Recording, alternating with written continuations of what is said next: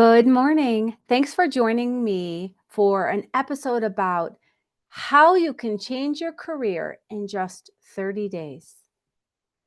There are 51 days remaining in 2025, but let's face it, not all 51 of those days are going to be grind and work days.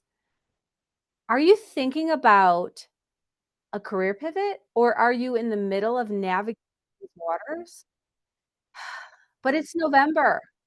And if you want to complete this career pivot by the end of the year, stick with me today because I'm going to share some tips and tricks to help you do just that. Have you heard or thought about hiring slows down at the end of the year? No one's making decisions around the holidays. There is a lot of uncertainty right now about the government and government funding, so any fields connected to that are just a problem. Budgets are frozen. Everyone's out of the office, and on and on and on. Do you catch yourself saying these things or thinking these things? Well, I agree. These 51 days are not typical 51 days. There will be disruptions. The process might take a little bit longer because key decision makers are out of the office. But have you considered this?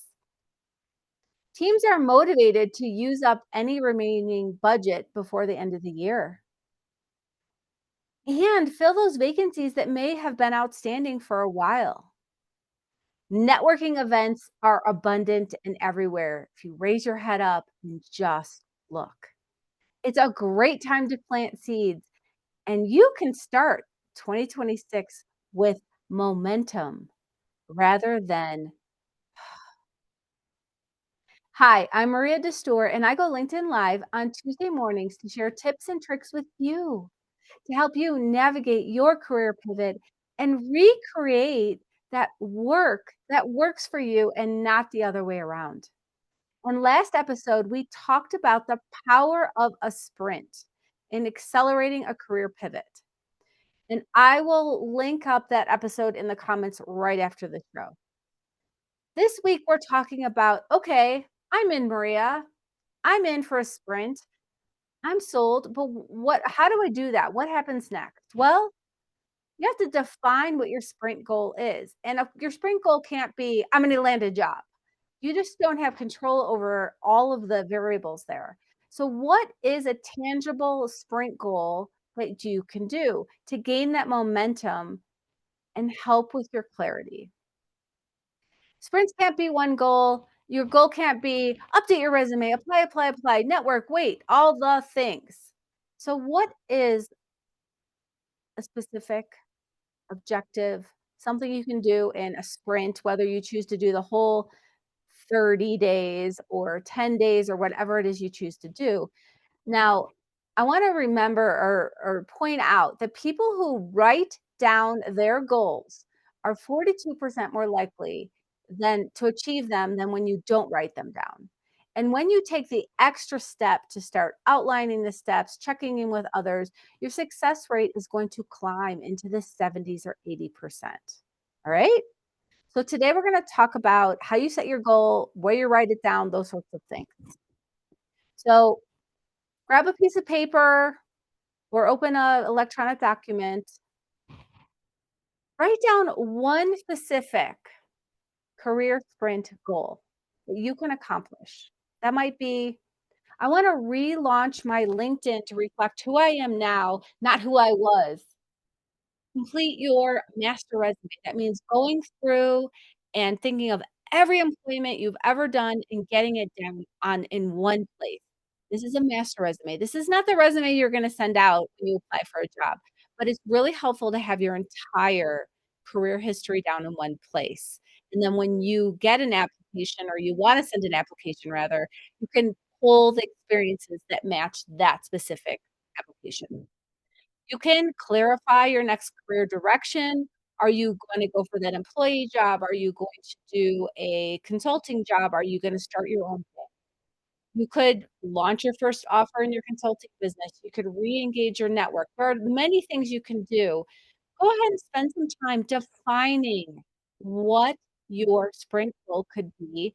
Go ahead and pause the video if you're watching this on replay. Write jot down a bunch of things. Going through the next steps will also help. What is the one outcome that will create momentum for you going into next year? That might help you determine what that career goal could be or what the sprint goal could be. All right. Now, sprint in this case doesn't mean going fast per se. What it means is consistency and focusing on those exact actions that matter the most. So at under you when you write down your sprint goal, under that, I want you to write down 3 things, 3 big moving things that will make this goal happen.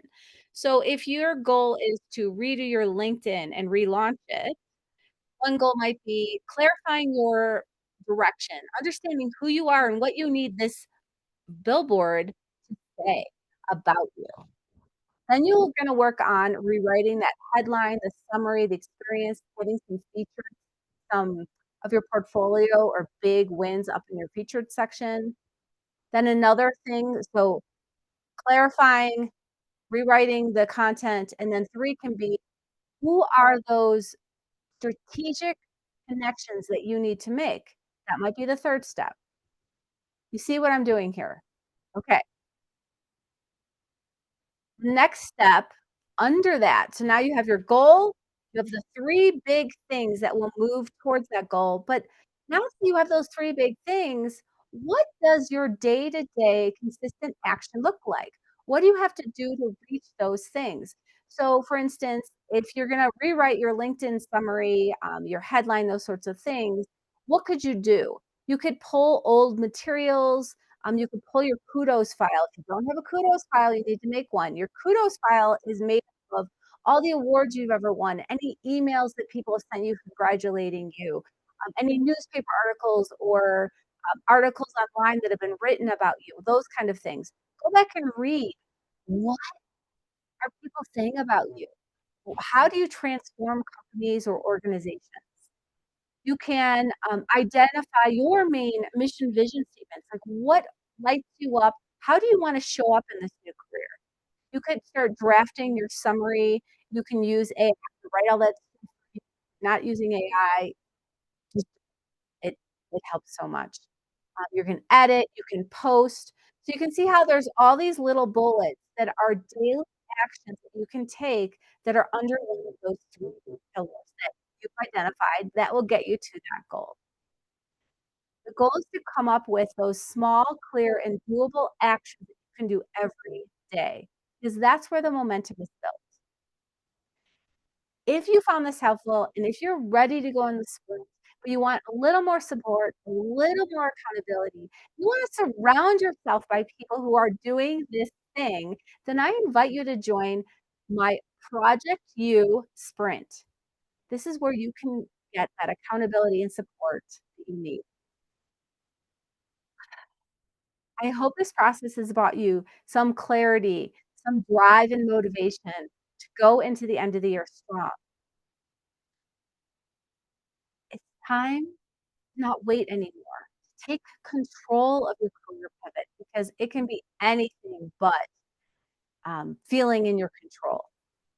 You're going to write your goal, you're going to focus on those essential 3 pillars, and then you're going to focus on those steps you can take every day under each of those pillars to get you to this goal. Your sprint can start today. I have a formal worksheet that takes you through this process that you will get when you sign up for the Project You Sprint. And next week, we'll continue along this theme and show you how you can build that accountability and support in this process to sustain the momentum through building good systems and habits. I can't wait to hear about all of these things that you guys are going to be working on as the year comes to an end and celebrate the wins right along with you. Thanks for joining me, and I will see you next week. Bye.